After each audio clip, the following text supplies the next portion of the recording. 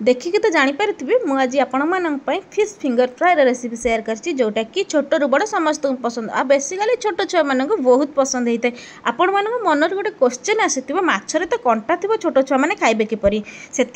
गोटे छोटिया tips share करछि वीडियो स्किप न करी शेष पर्यंत निहाती देखंतु। नमस्कार मु प्रज्ञा आपण मानू स्वागत करुछि प्रज्ञा होम किचन को।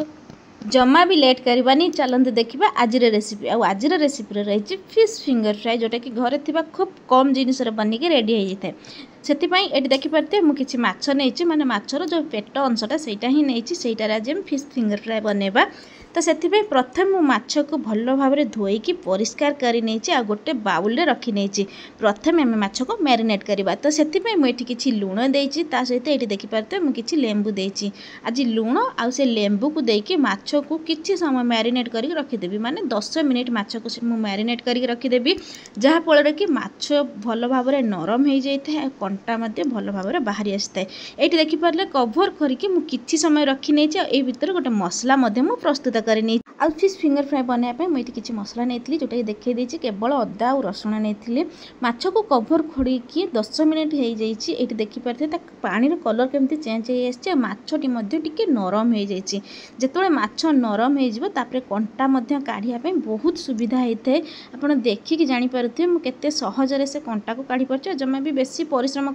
माने करिया को पड़ी न थाए बहुत सहजरे बाहरी आसता है। चेष्टा करी माछ जमती टिके नरम हम आ फिश फिंगर फ्राए बनाया एमती पेट माछ ही नियंतु जहाँफल कि सेठी तो प्राय अल्प कंटा ही थाए आ जो कंटा भी थाए सब बड़ बड़ कंटा थाए आ बड़ बड़ कंटा को यहीपरि भाव आपड़ काढ़ी पारे जमती मु काढ़ुची ये सब कंटा काढ़ी मु माछ को रेडी कर नहीं देखिपारे सब बड़ बड़ कंटा अच्छे काढ़ापी किसी भी असुविधा हुए जेहेतु आज आम फिश फिंगर फ्राए बनवा से मुझे माछ को पूरा छोट छोट साइज काटी नहीं माने ये देखिए जानीपारे जमा भी बेसी मोटा करनी कि जमा भी बेसी पतला करनी माछ तो काटिकी रेडी कर नहीं गोटे बेटर बनैबी। तो से प्रथम किसी मैदा तापर किसी आरारूट देती किसी हलदी गुंड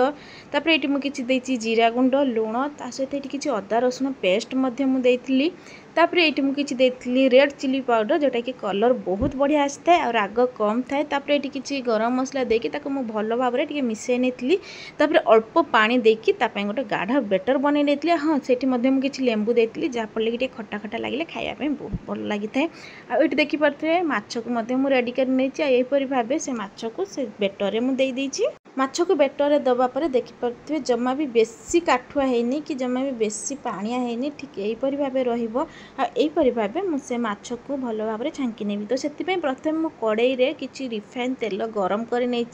जितेबाला भी माछरे फिंगर फ्राए बनइबे चेष्टा करेंगे तेल आम जो भल भाव में गरम हो तेल भल भाव में गरम हो सारापर मुझे गोटे गोटे कर से माछ को ये टे एपट सेपट करनी भल भाव में लाल लाल हवा पर्यंत मुझे भाजी नौची। ये तो आपण मैंने देखिए जानीपारे केते कम समय घरे थिबा कम इनग्रेडिएंट रे आमर बनिकी पूरा रेडी हो फिश फिंगर फ्राए जोटा कि छोट छुआ मान बेसिकली बहुत पसंद होता है। यहीपरि भाव टे एपट सेपट करके भाजी नहीं माने जितेबाला भी फिश फिंगर फ्राए बनइबे कंटिन्यूअसली एपट